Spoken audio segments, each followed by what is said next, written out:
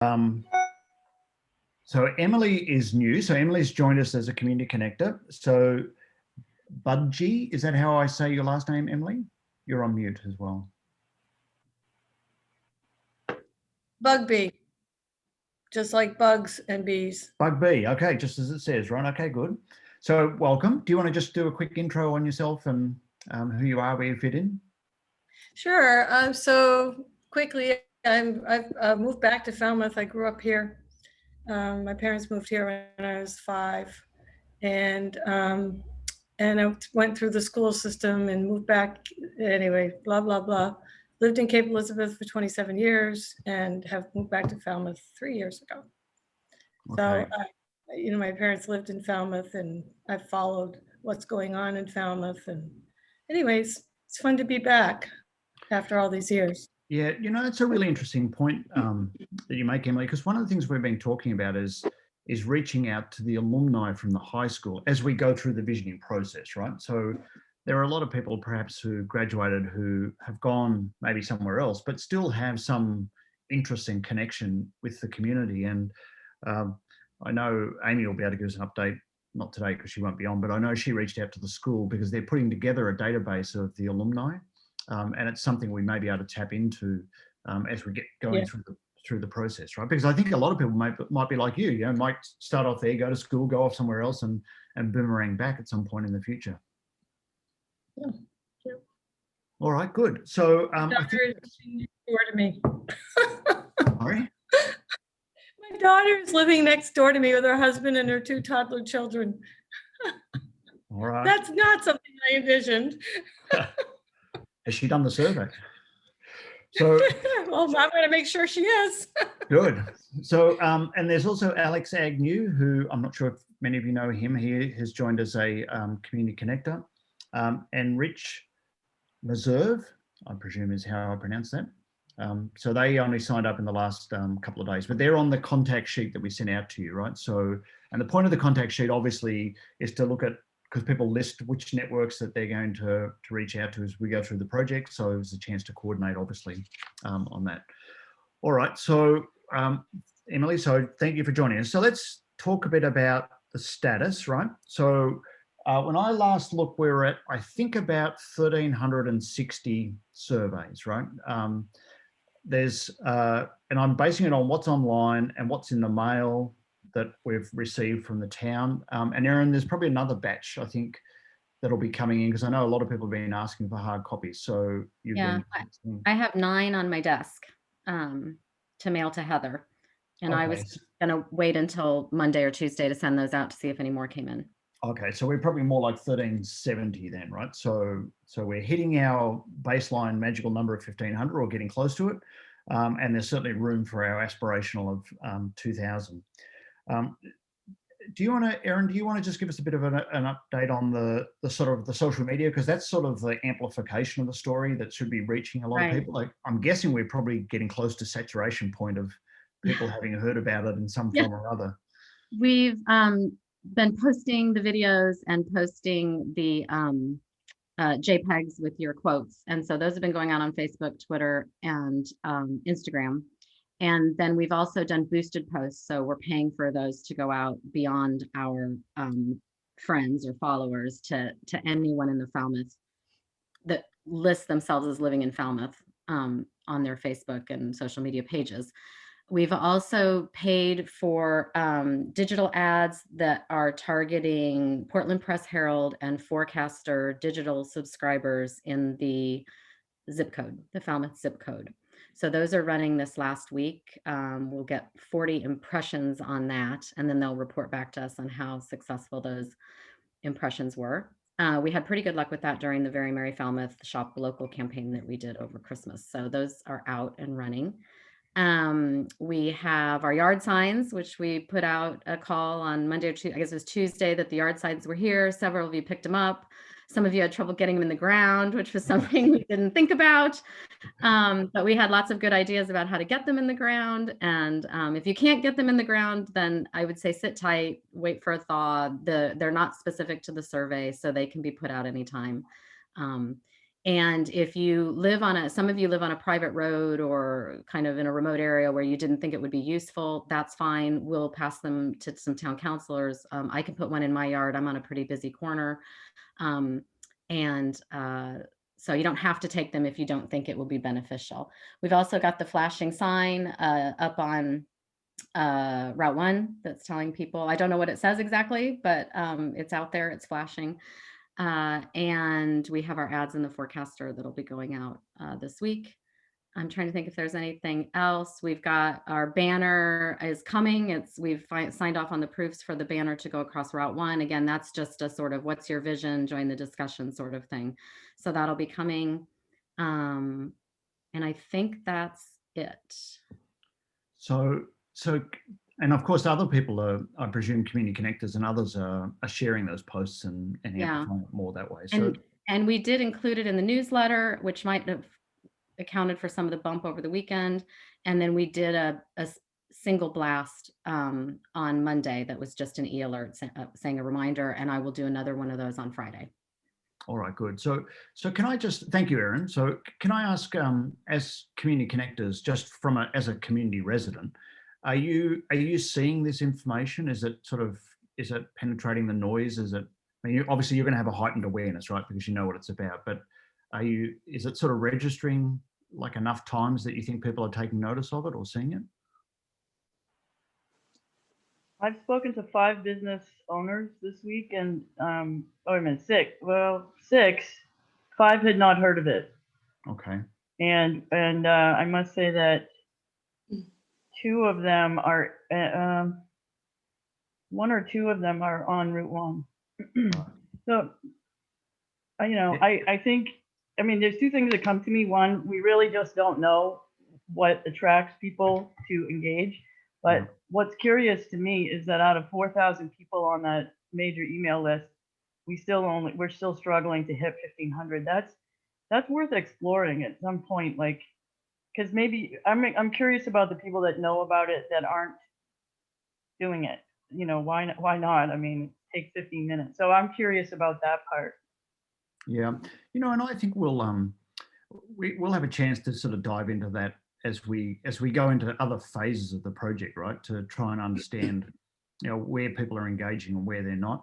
You know, I'm always incredibly surprised in these community visioning processes because we've done plenty of them, right? And you know, we can work for 6 or 12 months solidly, and you would think there could not be a stone left unturned. And I'm always amazed at the last sessions to meet people who go, "Oh my God, when's this been going on? I completely missed it," right? And so I just think there's like at a level of realistic expectation, you know, we can push and push, but there's always going to be a chunk of people for whatever reason, right, who just don't see it, or they're not tapped into those networks, or it just passes over their head, right? But I'm always surprised by that people, you know, will be engaging like for the first time right through to the end of the project, I'm sure, right? Other thoughts? Is other people?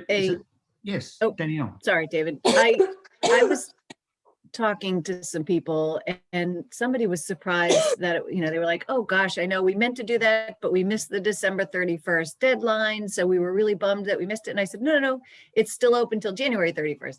So I think there are some people who think that they missed the deadline. So there's somewhere between trying to continue to say, push January 31st as the deadline. But I think we also need to push the message that it's not really the deadline. I mean, it's the deadline for number 1, but we need to let people know that there's still opportunity to be a part of this program and to engage in other ways, whether it's another survey or whatever it's going to be.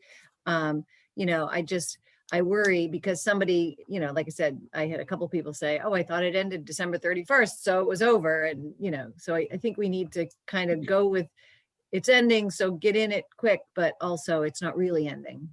Yeah, which is why we call it community survey number 1, right? So to try and give that sense. And actually we've been talking sort of internally in the project team of, and I want to talk about it a little later on, which is what are the next steps, right? So we do want to be starting to communicate to people what are the steps follow this, which is obviously the rollout of the survey data, then starting to talk about the future drivers and focus groups and so on, the other sort of phases of the project.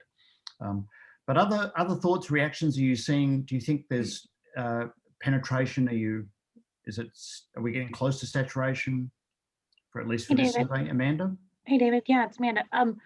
Yeah, I mean, I think I'm heightened to it. So I saw the Route 1 sign and I immediately know what it means and what it's doing. And, and I see it in the Falmouth focus and I see it in those different ways.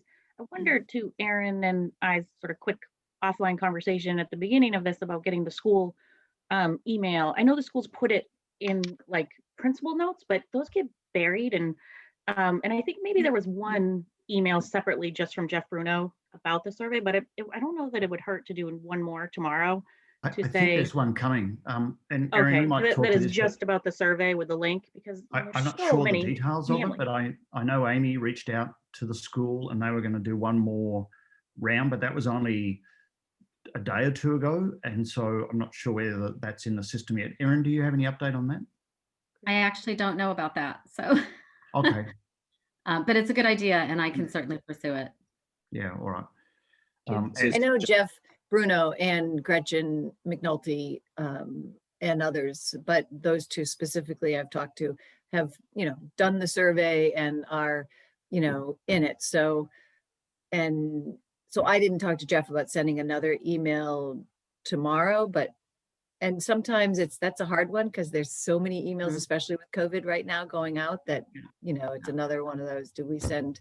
So I'm not sure. I haven't asked Jeff about it, but I know both he and Gretchen are, totally invested in this. Yeah, process. I know. I don't want to abuse the system, but I also know I certainly read those emails that are coming in from the school right now because there's so much going on. So I'd be likely to read that one and maybe click on this survey. So other perceptions?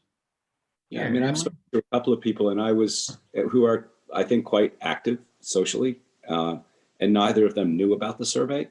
Right. And yet when I mentioned it to them, they were like very interested, and I'm assuming they went and did it. I guess the other question I was asking myself is whether some people might think it's their household that does the survey as opposed to individuals. Mm-hmm. So I'm wondering, when you think about the numbers, do you think the communication was clear about it being household versus individual? And if we look at 1,200% of households versus individuals in town, we have 12,000 residents, but we have how many households? 6,000, 5,000? I'm not sure. Yeah, it's a good question. I actually think that there's some questions in there that might lead people to think it's a household response, right? Because we asked people about the profile of the household. Lee, did you want to add something to that? Did you? Yeah, we certainly have not done a good job on spelling out that it's, and some of the households that I've been going to, I tell them, and if you have an older child living with you, include them too, I have one household that 3 people actually submitted. Yeah. So, but it's never been clear. And I've been here asking right that now. question for a long time. Okay. Emily, you want to add something? Just a couple of comments. So first of all, from the survey work that I've done, the response rate right now is pretty good, but it's not good enough for what we're trying to do. So did you say that we sent out 4,000 surveys? No, we've sent out to, no, we haven't sent, because we just sent out a link for the survey, right? So it was included in the last email blast from the town, which is 4,000 people are on that, signed up on that. Okay, so that should be okay. So we mailed a postcard to every household. So there was, a lot of people didn't get those postcards, so we've got a question about that. Yeah. And we've not just emailed once to that 4,000 person email list. We've emailed multiple times to those people who asked to be on that email list to be aware of what's going on in town. And that's what I'm questioning is we've bent over backwards. I think the town's done a yeoman's job of communicating really well, and still we find ourselves in this predicament. So it begs the question, why? Why aren't they, clicking on a link to do 15 minutes of input for what's going to impact them for, seriously for 10 years? It's boggling. So just another question. Has anybody looked at the data results yet? Does there seem to be a cross section? Yeah, so have we done a preliminary look yeah, at that? so we have a number of different sort of criteria. One is that I think is the most reliable is the neighbourhoods that are in the survey, right? So I think there's 14 neighbourhoods that are identified. And in fact, I sent it out just before you signed up as a connector, Emily, but a breakdown of the estimated population of the neighbourhood and then the percent of survey responses. And it actually matches pretty well, right? In terms of, so I think we're getting a good cross section. But I would also say, and to your point, Emily, is that I think comparatively speaking, we are getting a solid response compared to any other community, right? I mean, I think your questions, Lisa, are really fascinating, and they seem to be much broader than your community, right? They're more a society. But so I think the work that is being done by the town, obviously, and the US connectors is really getting a good solid response. I wouldn't say it's like, a massive breakthrough, but it's a good solid response, particularly given that it's a long survey, that it's 15 or 20 minutes, it's 30 something questions, and some of those have multiple questions within them. So it's pretty solid effort. Caleb, were you wanting to say something? Yeah. Yes, thank you, David. Good morning. I've run across a couple of people who have, for lack of another word, been intimidated by the volume of the required responses. And have given up and have decided that they didn't have the time or weren't really able to put the effort into filling out meaningful responses. I don't know how many, but it's out there. Yeah, so we have about a 71% completion rate. So that's people who got all the way through to the end, right? And there are clearly some sort of break points where people drop out, right? And one of the things we'll be doing from our side today and tomorrow is we're going to send an email so everybody who's done the survey has to put their contact details in so we can validate it's a real person doing the survey. So we're going to send an email to those people just explaining that what the next steps are, so that the survey is coming up to close, but the survey data and how we're going to roll out the data. So we want to inform people of that. But also we'll give people the option, if they did, for example, drop out, but they've changed their mind, that they can contact us and we can work them back in to complete the survey. But also we'll ask them to share it with other people in their household if they haven't already done so, right? So, so all of the 1,300 responses, they'll get that email. So that might help just boost that a little bit. But really the point of that email is to let people know that it's coming to a close, but that they can look forward to starting to see the results of that survey in the coming weeks, and I want to lay out how they can do that. So hopefully between your efforts, what the town's doing, and that email to people, we might be able to get a bit of a bump in these last days. The other point too I wanted to make is, and I think Danielle, you raised this, and Lisa, you have plenty of times, we're not actually going to shut the survey off, right? So, and there'll be a few reasons for that. One is we need to do some data cleanup. People may want to go back in and complete the survey. And there might be people who come across it that, or they've done a hard copy or something like that. But what we're going to start to do from the close point is start to do the data analysis, right? And if additional people take the survey, our data visualization platform updates every 24 hours, right? So their data will get added to it. The reason why we've had a sort of a 31st and play hard for that is you've got to have some endpoint, right? We want to create this kind of sense of an urgency because we do really want to get on to the next part, which is to understand what the data's saying and start to have people wrestle with, the content of the survey and the results, and then move on into the focus groups. So any other kind of thoughts on the last few days here? So we've got what the town's doing and still running with is the work you're doing. And I should also say that there's a number of the connectors who aren't on the call, but just like you, Amanda, have been looking at the videos, tracking it, right? And they're actually very active. So a number of those have sort of sent me the lists of people who they're talking to. So, most of the 20, plus connectors, I think, are pretty well active in this final burst. So there's the survey, the email we'll send out, what the town's doing, the work you're going to be doing as connectors over the coming days. Any other thoughts in terms of a final bump, or do you think? David, I've got a question about that email that's going out to the people that didn't complete the survey. Yeah. And I have another question, sorry. Yeah. So in that email, there's an opportunity to get them to complete the survey. So I hope that the email will lead with that opportunity and encourage them to put in as brief a response as they can, but that it's, we would love just to hear their thoughts, and whatever they've done, encourage them that whatever they've done will count, and Yes. encourage them to complete with as simple language as they want, as short answers as they want. So not to miss that major point that we want to hear you, and it doesn't matter how many words you use. And then my second question, I know I sound like a broken record, and maybe I promise that I won't say it again, but in most marketing campaigns, that I've been involved with for companies, you do a lessons learned.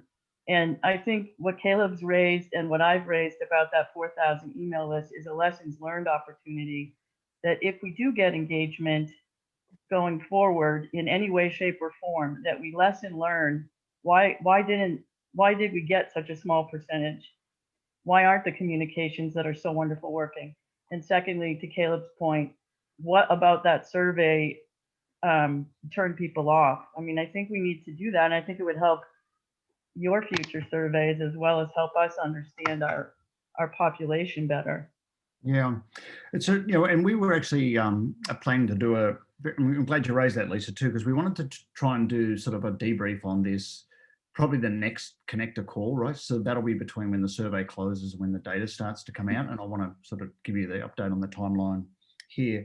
And I also know that Marjorie, for example, has raised a number of times trying to understand where people might not want to engage because they're already skeptical, right? So, and what can we learn from past exercises? So we do want to build that into the process in terms of a lesson learned and what we can do going forward. But I would also keep just reminding us that actually comparatively speaking, this is going to end up being a pretty solid result, right? And to anything over 10% of a population is in today's world in a community survey is pretty solid. And I would also add to, I would never have designed a survey that was 30 questions, right? And so I think what we have to keep reminding people is that, there was a commitment at the start of this process to have a very community-driven exercise, right? And that survey, by your demand, actually, by a number of you were really quite vocal in this, is that the survey was designed with community input, right? So we had the whole discussion board, what should be in the survey and so on, right? And there's always this balancing act between, like how deep do you go in the data? How long does that make the survey? Does that discourage people? Do you get some people who start and finish? If you had a 1-question survey, you'd have probably more people, but you're going to have less quality of data, right? So we're always trying to find that sort of fine point. I got to say, I'm surprised that we have a 70+% completion rate on a 15-minute survey with all the multiple kind of dimensions of the questions, right?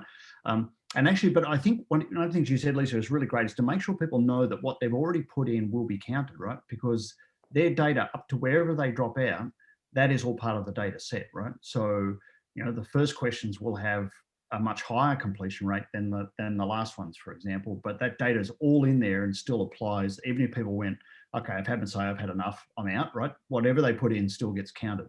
Pam, do you want to?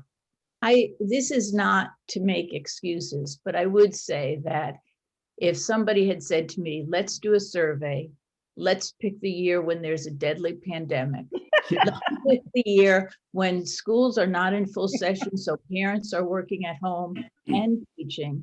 Let's pick a year when there's a major election that's very significant, and let's have the survey then. So I think we should sort of think about that too. Yeah, And time of year, November and December are the worst months to do anything like this, just because of holidays. So we really stack the deck against our favor. But hey, David, in that email, you can blame the people like me that asked for it to be community driven. Please do, because we did want it to be, but we didn't actually write the survey. We just left that up to you. So blame us. That's okay. Fair enough. All right.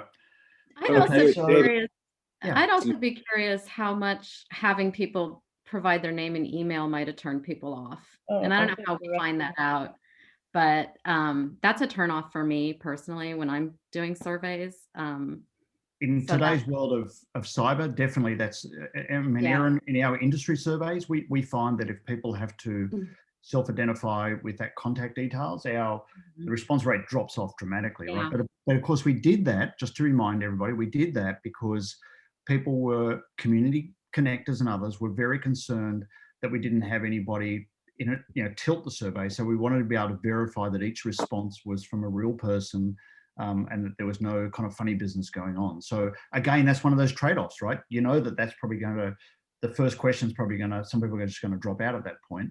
But the trade-off is that we know that the data set, the quality and the integrity of the data set is able to be verified. So again, we've just been dealing with trade-offs the whole way. Yes, please. I'd like us, if we could, focus back on how do we get more people to do the survey rather than doing the debrief now. Yep. And I'm wondering if there be any merit in looking at organizations where there's traffic, like the country clubs or the yacht clubs that have kind of aggregations of people who do go to their websites.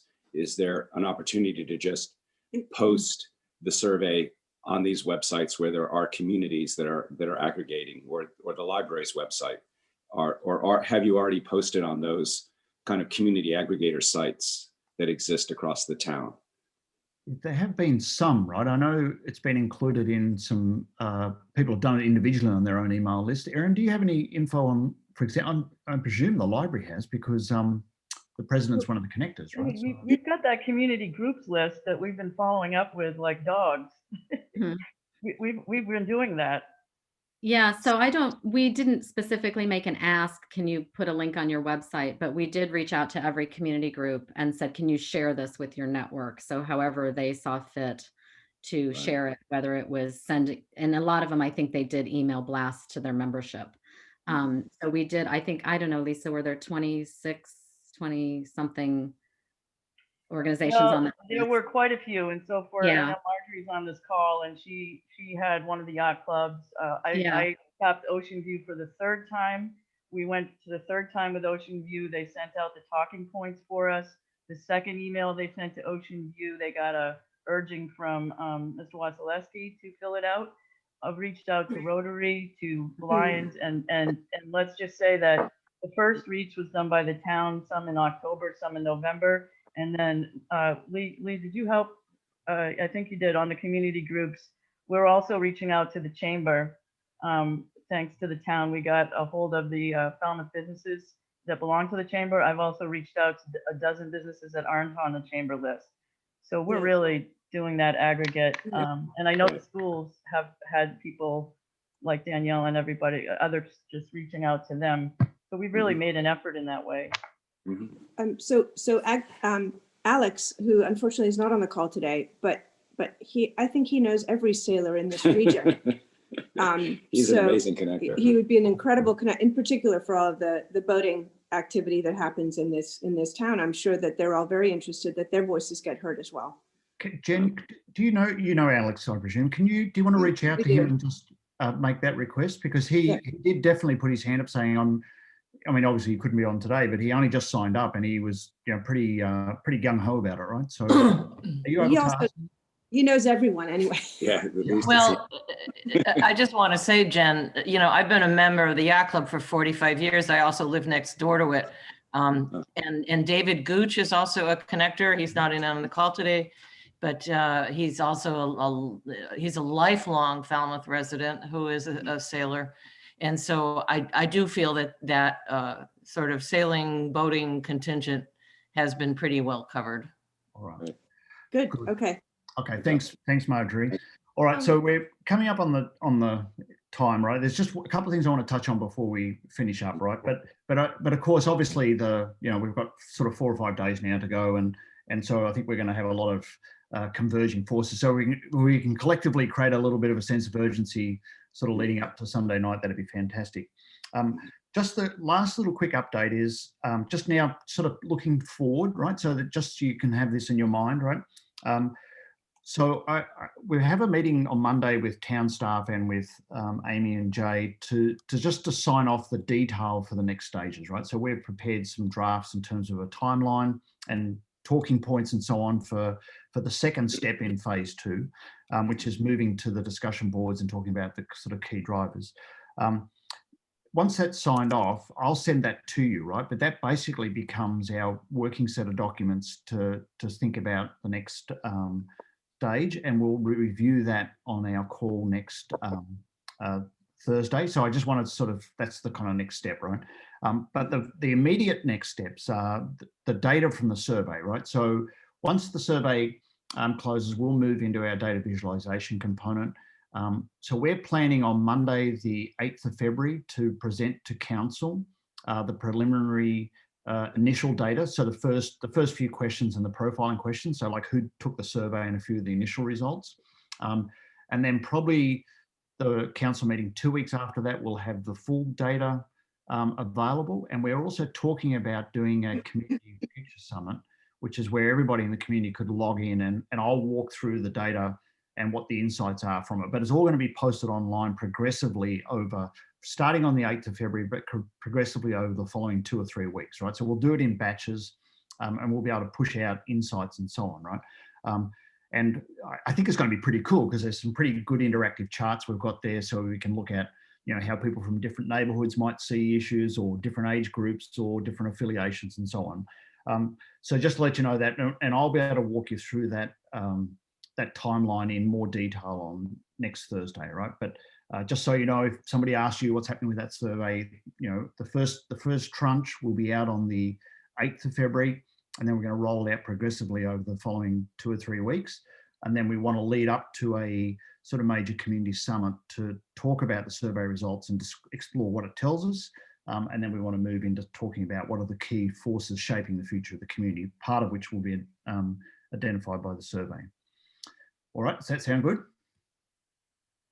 Okay, all right, fantastic. Any final comment from anybody before we wrap up? Cut you loose to go and harass, badger, arm twist, provoke, cajole. All right, okay. So good job, everybody, right? And pretty exciting to see the numbers sort of jumping up every day, right? So I do think we're going to see a bit of a boost because, you know, there's at least a quarter of the population will be leave it to the last minute kind of people, right? Well, we're coming up to close to the last minute. So let's see if we can get those people to take the survey. You'll probably see the email from me in the next day or two, depending which batch you're on, which will be about, you know, encouraging you, if you have, to share it in the last few days, right? But this weekend's really our final blast on it, I think, to move on. Okay, Erin, anything from you before we finish up? Okay, all right. So we'll post this on the portal. So for those who didn't see it, or connectors who weren't able to join, thank you everybody for joining today. The takeaway from today, Pam, I think you have to win the award for the yard sign, right? I mean, I guess there has to be some award for that yard sign, right? So I guess, you know, your viral fame will be your reward. Okay, everybody. All right, we'll talk to you next week. Okay, thank you.